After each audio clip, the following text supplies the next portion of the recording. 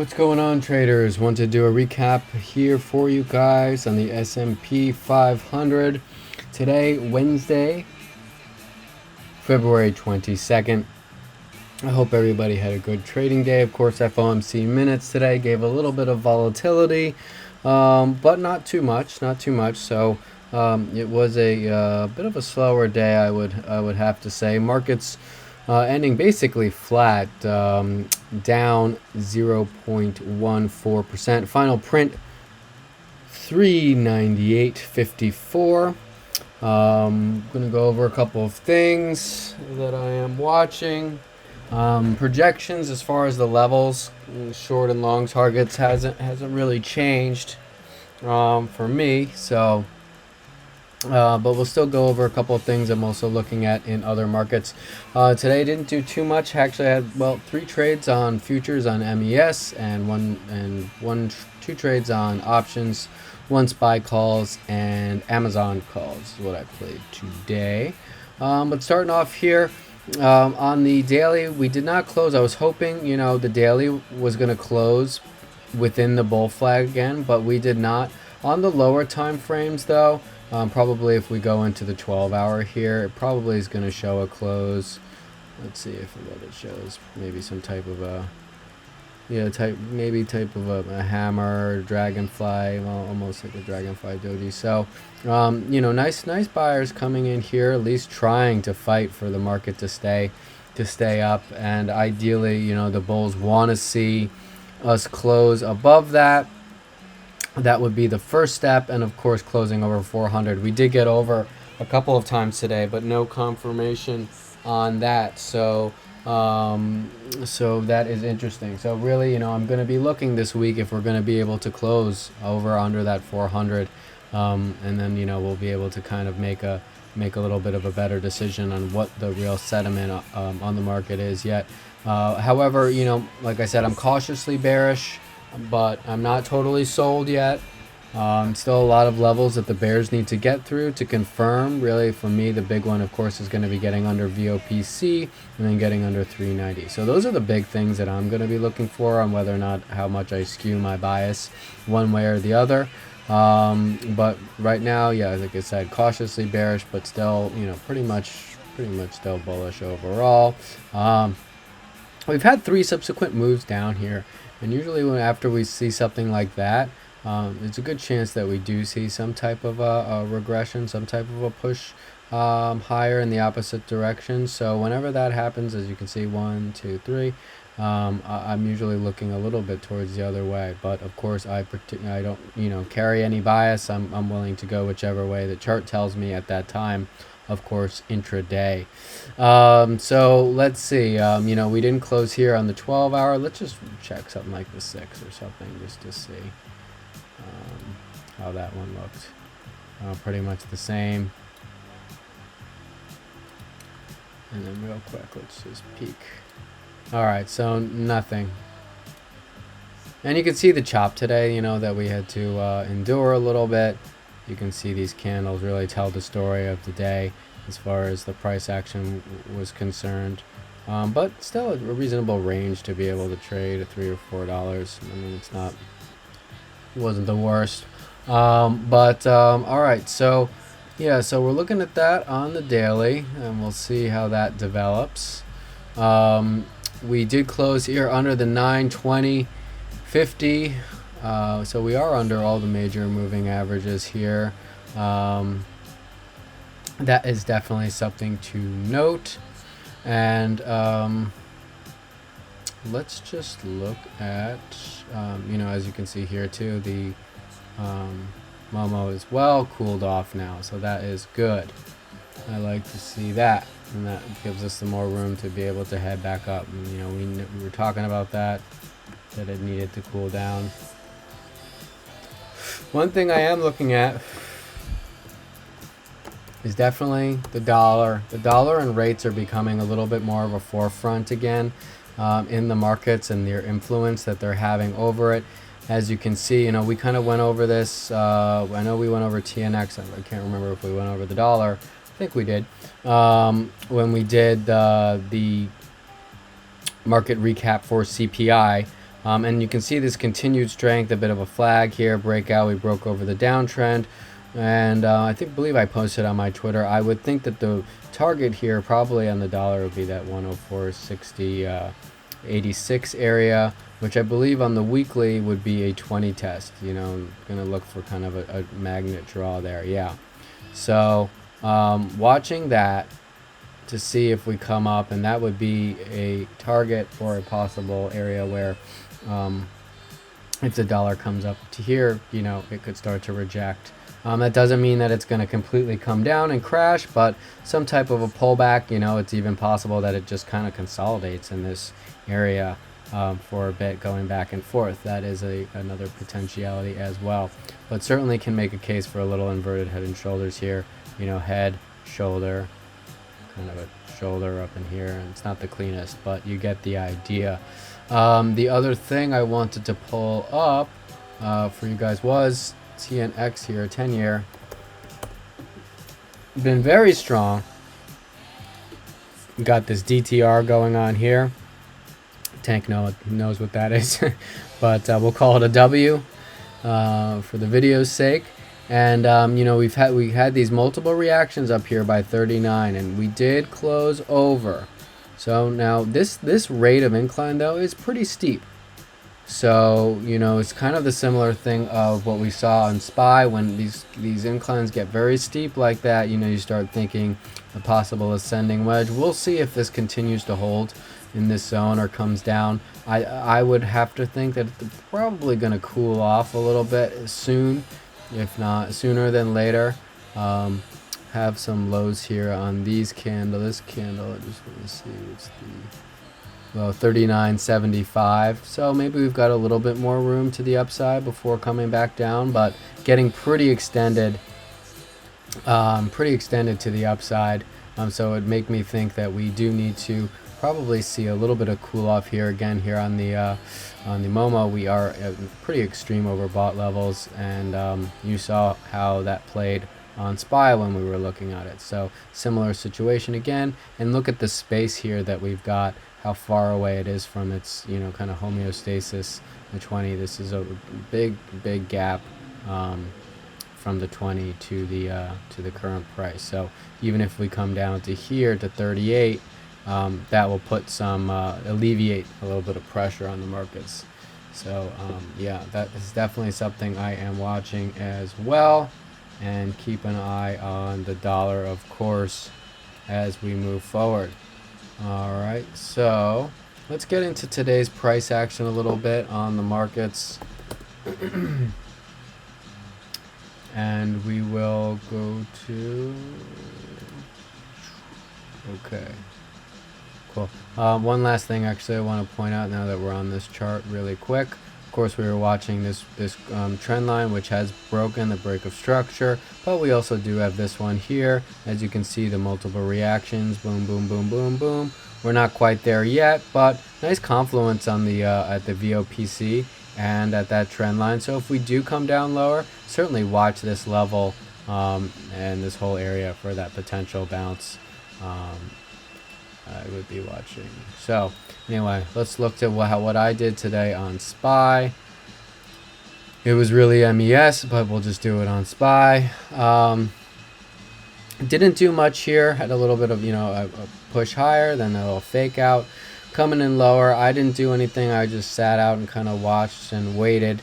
But then we started to reverse. Now, yesterday I had mentioned, and we'll get into this again later, as far as the downside targets for the under 400 for the bears, that 397.50.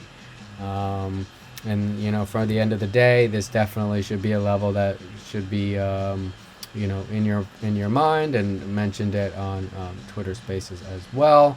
But we came down in here. I did not grab the lows today, especially with the potentiality of the chop, the FOMC minutes. I mean, I even saw us open up, was kind of thinking that we had a tight range today. So, especially yesterday after having a trend day, we're going to kind of calm down, digest the move. So I kind of came in with low expectations today. And but we came down, defended, came back up, started to form a bit this flag here. So I actually took a long position on SPA, not on SPA, excuse me, on MES right here, on this dip around 11:15 or so. I think it was 11:10, somewhere around there. But the reason why here is because you can see here, now we had, of course, these two bearish candles down, but then they were taken out by buyers. So here this candle was taken out, the high of this candle was taken out, totally invalidating. I mean, once we got over the 50% retracement of this candle, certainly the bear flag was invalidated, but we came in and then came and retested back that previous bearish candle where the bears did get they had to cover here and they had to get out once that broke over. So I used that liquidity here for my entry, that all the buyers that probably still were in there, excuse me, all the sellers that probably were still in at that moment and looking for a chance to get out. And what happens when they have to cover? Of course they have to buy and you get a push. So got in here, and we rode this position for about, I have it written down, but I got about 16.5 points out of it total, somewhere around there. We rode it up to the I think it was the 40-20s on ES MES area. So of course we did take profits along the way, but it was nice, you know, we got over 400 for a little bit, and then that was fine. We kind of just, you know, used the moving averages here for our trade management. Then we had this candles here with FOMC minutes. Obviously you can see the volatility. This candle was pretty funny, you know. We didn't know what it went down, went up, you know, then we went higher. Then we did start to see some selling pressure. I don't really think it was because of minutes personally. You know, we were already trading in the range, trappy, consolidation type of patterns, you know, so a lot of fake breaks. You know, someone could say that this was even a bit of a fake break. We certainly got some down here. We'll go over that in a second. But, you know, these were just basically a fake break to the, you know, to the upside. So I think, you know, we would have sold down like this anyway, regardless of what FOMC minutes were. But after we started selling, you know, I exited my long once we started breaking back below that, I think it was 399.70, which I was watching. And we sold off, came down. I actually and then initiated a short right here. I wasn't using the moving averages, but this was a back test here of 4,000 on MES ES, and as well this was basically right here where we had come up and had the sell reaction again. This was the start of the pain, for example, for the bulls, you know, on this takedown candle. And conversely, it was the same thinking that this was the start of the pain for the bears. So I'll know those points of pain that they got stopped out or have to cover, and I'll use that to my advantage. So we'd come back in here. Sure, if we're going to be using the moving averages, I wasn't at the time, but you could just have this as a nice short up against the 9 if you'd like to look at it that way. Totally valid as well in a downtrend. And then I was looking to retest the bottom of that range, that 397.50. That was my short target. You know, as we stay under 400, you know, all this in the middle again is kind of just in the middle of the range and not really where I'm trying to get too, you know, involved in. But once I hit the short, got out most here. I did not hit the lows. I didn't get the lows here. I got out here. We were coming into power hour at this point, so I was more apt to kind of thinking, you know, we hit the bottom of this range. You can see how many times that it defended. Again, all in this 397.50 area. Important level in my opinion. But of course, you know, like I said, these videos are for entertainment and education. So take it with a grain of salt. But sharks like salt, you know, because we live in the ocean. But anyway, I got some calls around here. I think I got 400. No, I got 397 calls, 0 days. I decided to have a little bit of fun. We had two nice trades on the ES and I had one on Amazon, so I was willing to have a little bit of fun. Got some 0 days. Played this pop up for like 40%. I didn't get this final rally. I got stopped out once we broke below that 395.50 again. I didn't know if we would continue, but with 0 days, I really wasn't willing to give it too much room. I think I closed my last run or even negative like 25% or whatever, but that was fine. We got the most out, up here, and that was a nice little 40% scalper. And then that was pretty much what I did today. Now Nvidia, of course, reported nice beat. I don't know if they're selling off at all, but it broke over 220, I believe. We'll have to see what they say in the guidance. But you can see this is when Nvidia reported, and we tried to get, well, we didn't get over 400, but the market saw a nice reaction with that. Now we're kind of just chilling on this 5-minute VOPC. So targets still all remain the same to me. If we're bearish under that 400, really look again at 397.50. We really can confirm under that VOPC around that 395.50 and 394.20. 391.50 is what I'll be looking for there. And of course, if we can get over that 400, 403.15, 404.50, 405 pivot, 406.85. Watch on ES as well. I don't know where this off the top of my head coordinates with, but watch that 40.25, 40.20 area on ES, MES. If we can get over that, that's definitely going to put me in a little bit more of a bullish stance as well, at least on the futures. So I don't know exactly where that is on SPY off the top of my head here. But yeah, so that's pretty much it. We went over some good stuff. TNX, the dollar. The other thing is we're still basically making higher lows here. So, we can't deny that we are in the downtrend, just generally speaking. And, it certainly would be nice to see some bit of a regression. Maybe we can get a 20 test, but we have to see. This is kind of looking a bit like an M here. But here on the 4-hour, we are outside of value. So value area low is still, we got 402.63, so watch for that. If we get over that, certainly here on the 4-hour with the 20 here confluence, watch for some nice bullish momentum. Probably need a confirmation over this breakdown candle though, but yeah, let's look at the hourly to see how that's kind of worked us out. Nope, still out of value here, so watch for that. Watch, we've got a couple of gaps here, as you can see as well on the profile. So even coming up here to this 402 area, and maybe need to flush out some stuff in this 403 zone. And we got another one up here in the 408 range. So watch for those levels as well.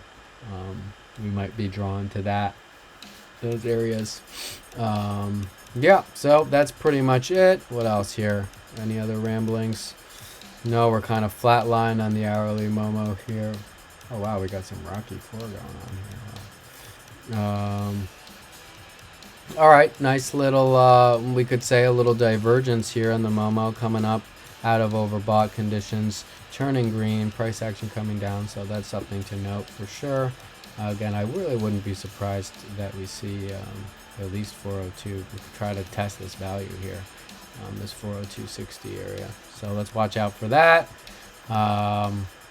That's it. So book it. Hope this helps. Hope everybody has a good rest of your day and evening. And I will see you guys tomorrow. Take care.